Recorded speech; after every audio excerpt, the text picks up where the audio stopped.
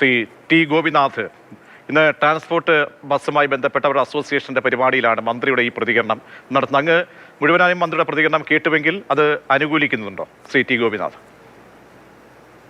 ഞാനിപ്പോ ഈ മന്ത്രിയുടെ പ്രസ്താവനയെ അനുകൂലിക്കാനോ പ്രതികൂലിക്കാനോ ഞാനില്ല. പക്ഷെ മന്ത്രി പറഞ്ഞത് ഒരു യാഥാർത്ഥ്യമാണ് എന്ന് പറയാതിരിക്കാൻ കഴിയില്ല.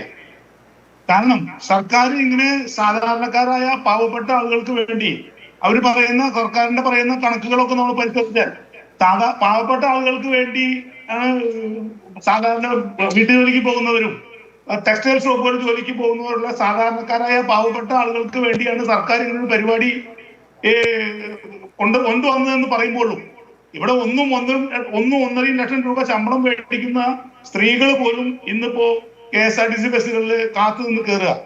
ഇവരൊക്കെ നേരത്തെ ഞങ്ങളുടെ സ്വകാര്യ ബസ്സുകളിൽ കയറിയിരുന്ന യാത്രക്കാരാണ്. അപ്പൊ പൊതുവെ ഈ സൗജന്യം കാണുമ്പോൾ ഈ സ്ത്രീകൾക്ക് അങ്ങോട്ടുള്ള ഒരു ആകർഷണം ഉണ്ടാവുക എന്നുള്ളതാണ് മന്ത്രി പറഞ്ഞതെന്നാണ് ഞാൻ ഉദ്ദേശിക്കുന്നത്. ഞാനിപ്പോ ഈ മന്ത്രിയുടെ പ്രസ്താവനയെ അങ്ങനെ അനുകൂലിച്ചോ പ്രതികൂലിച്ചോ പറയാൻ ഞാൻ ഉദ്ദേശിക്കുന്നില്ല. എന്തായാലും ഇത്തരം കാര്യങ്ങൾ നടത്തുമ്പോൾ ഇത്തരം കാര്യങ്ങളൊക്കെ ഉണ്ടാവുമെന്ന് മന്ത്രി കണക്കൂട്ടിയില്ല, ഗവൺമെന്റ് കണക്കൂട്ടിയില്ല എന്നുള്ള കാര്യം പറയാതിരിക്കാൻ കഴിയില്ല. കാരണം ഇത്രയും വലിയ സ്വപ്ന പദ്ധതി എന്ന് പറഞ്ഞ് പ്രഖ്യാപിക്കുമ്പോൾ ഇതുണ്ടാക്കാൻ പോകുന്ന ഭവിഷ്യത്തിനെ കുറിച്ച് ഒരു അല്പം പോലും ചിന്തിച്ചില്ല എന്ന് ഞങ്ങൾ ഈ സന്ദർഭത്തിൽ പറയാണ്. അതായത് ഈ 10 വർഷം ഭരണത്തില്ലാതിരുന്ന ഒരു പാർട്ടിയാണ്. 18 അടവിടും പയറ്റി നോക്കി പല വാഗ്ദാനങ്ങളും നൽകിയാണ് ഇപ്പോൾ അധികാരത്തിൽ വന്നത്. അതിൽ പലതും ഉൾട്ടയാണ്, ബൂമറാങ്ങാണ് തിരിച്ചു വരികയാണ്. അപ്പോൾ ഈ ബോധ്യമൊക്കെ ഉണ്ടായിരുന്നെങ്കിൽ അയ്യോ ഇവരുടെയൊക്കെ വീട്ടിന്റെ വാതിൽക്ക് ഇപ്പോൾ അയ്യോ ഞങ്ങൾക്ക് സൗജന്യം തരണേ എന്ന് പറഞ്ഞ് ആരും ഇരുന്നിട്ടൊന്നും അല്ല. വോട്ട് ബാങ്ക് കണ്ട് വോട്ട് കണ്ണ് വെച്ച് സ്ത്രീകളുടെ വോട്ടാകുമ്പോൾ പറഞ്ഞാൽ കിട്ടുമല്ലോ എന്ന് പറഞ്ഞ് ഇപ്പോൾ നൈസായിട്ട് തടി ഊരുകയാണ്. അത് ശരിയാണോ? അന്നേ ആലോചിക്കണമായിരുന്നു ഇങ്ങനെയുള്ള ഒരു മേഖല ഉണ്ടായിരുന്നു എന്ന്. അന്ന് ശ്രീ ടി ഗോപിനാഥ് ഉൾപ്പെടെയുള്ളവർ ഈ സർക്കാർ അധികാരത്തിൽ വന്നതിന് ശേഷവും അതിന് മുമ്പുമൊക്കെ നിങ്ങളുടെ ഈ അവസ്ഥ പോയി ചൂണ്ടിക്കാണിച്ചതല്ലേ ഇവരെ. ഇപ്പോൾ ഇങ്ങനെ കൊട്ടിഘോഷിച്ചൊരു പദ്ധതി വരുമ്പോൾ അതിന്റെ ഇമ്പാക്റ്റിനെ കുറിച്ച് ആലോചിക്കണമായിരുന്നു. അത് ആലോചിക്കാതെ ഇപ്പൊ വന്ന് ഇങ്ങനെ മെഴുകിയിട്ട് കാര്യമില്ല. തീർച്ചയായും ആ കാര്യം തന്നെ നമുക്ക് പറയാനുള്ളത്. ഇത് നേരത്തെ ഈ ഉണ്ടാകാൻ പോകുന്ന വിഷയങ്ങൾ ആന്റിസിപ്പേറ്റ് ചെയ്യാൻ ഗവൺമെന്റിന് കഴിഞ്ഞില്ല എന്നുള്ളത് തന്നെയാണ് നമ്മൾ പറയാൻ ഉദ്ദേശിക്കുന്നത്. ഇവിടെ ഈ സർക്കാർ ഇതുകൊണ്ട് ഉദ്ദേശിക്കുന്ന മറ്റൊരു കാര്യം ഞങ്ങൾക്ക് പറയാതിരിക്കാൻ കഴിയില്ലല്ലോ.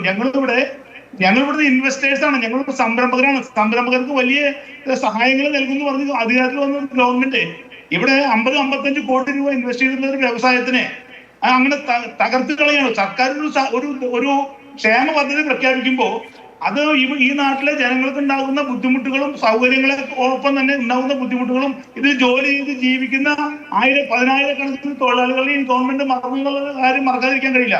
ഇപ്പൊ നമ്മൾ പരിശോധിക്കേണ്ടത് KSRTC ബസ്സിന് ഇത്രയും ആളുകളെ ഉൾക്കൊള്ളാനുള്ള കപ്പാസിറ്റി KSRTC മേഖലയ്ക്ക് ഉണ്ടോ എന്ന് പോലും ഈ ഗവൺമെന്റ് പരിശോധിച്ചില്ല. നമ്മൾ ഈ സമീപകാലത്ത് നടന്ന അപകടങ്ങളൊക്കെ ഒന്ന് പരിശോധിക്കേണ്ടതുണ്ട്.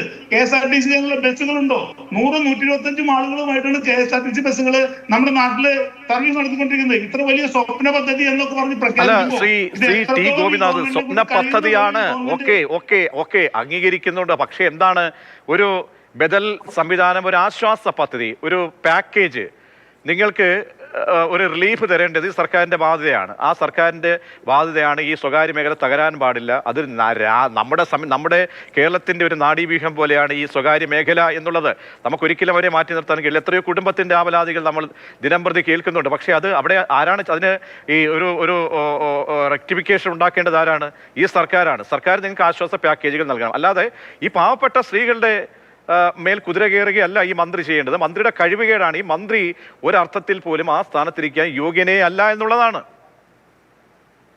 എന്നൊന്നും പറയാൻ ഞാൻ ആളല്ല. അതിനെക്കുറിച്ചൊന്നും പറയുന്നത് ഞാൻ എന്റെ വിഷയമല്ല. എനിക്ക് അതിൽ പറയാനുള്ള ഗവൺമെന്റ് ഇക്കാര്യത്തിൽ ആവശ്യമായ പഠനം നടത്തിയില്ല. പിന്നെ ഇത് ഉപയോഗിക്കുന്നത് മന്ത്രി ഉദ്ദേശിച്ചത് ഒരു പക്ഷേ ഇത് ഉപയോഗിക്കുന്നത് സാധാരണക്കാരായ പാവപ്പെട്ട ആളുകളല്ല. നിങ്ങൾക്കറിയാം ഇവിടെ ഈ 25-30% മാത്രമേ ഇവിടെ KSRTC ഇവിടുത്തെ ജനങ്ങളുടെ യാത്രാ സൗകര്യം നിറവേറ്റുന്നുള്ളൂ. ബാക്കി 70 സ്വകാര്യ ബസ്സുകളാണ് ഇവിടെ നിറവേറ്റുന്നത്. അപ്പൊ മുഴുവൻ സ്ത്രീകൾക്കൊന്നും ഇതിന്റെ സൗകര്യങ്ങൾ ലഭിക്കുന്നില്ല.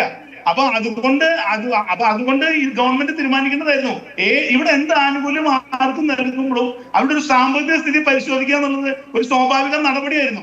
ഇവിടെ വോട്ട് കിട്ടാൻ വേണ്ടി വലിയൊരു ഇൻഡസ്ട്രിയെ തകർത്തുകൊണ്ട് ഉള്ള ഒരു നടപടിക്കാണ് ഞങ്ങൾക്ക് പറയാനുള്ളത്. ഞങ്ങൾ മന്ത്രിയുടെ പ്രസ്താവനയെ കുറിച്ചൊന്നും പറയാനായിട്ട് ഞാൻ അത്തരത്തിലൊരു രാഷ്ട്രീയ പാർട്ടിയുടെ പ്രതിനിധിച്ചു വന്നിരിക്കുന്ന ആളല്ല. ഞാൻ ബസ്തർമ സംഘടന എന്ന നിലയിൽ, നേതാവ് എന്ന നിലയിൽ എനിക്ക് പറയാനുള്ളത് സർക്കാർ ഇക്കാര്യത്തിൽ പുനഃ നടത്തണം.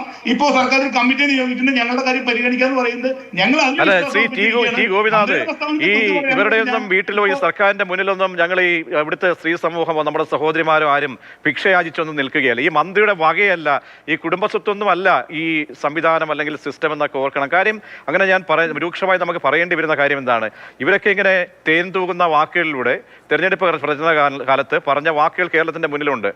ഈ പദ്ധതിയെക്കുറിച്ച് എത്രത്തോളം വളരെ ചടുലമായ ഒരു സംവിധാനമാണ്, കേരളം ഇതാ മാറ്റത്തിന്റെ പാതയിലേക്ക് എന്നൊക്കെ പറഞ്ഞ മന്ത്രിയാണ് ഇപ്പോൾ മലക്കം പറയുന്നത്.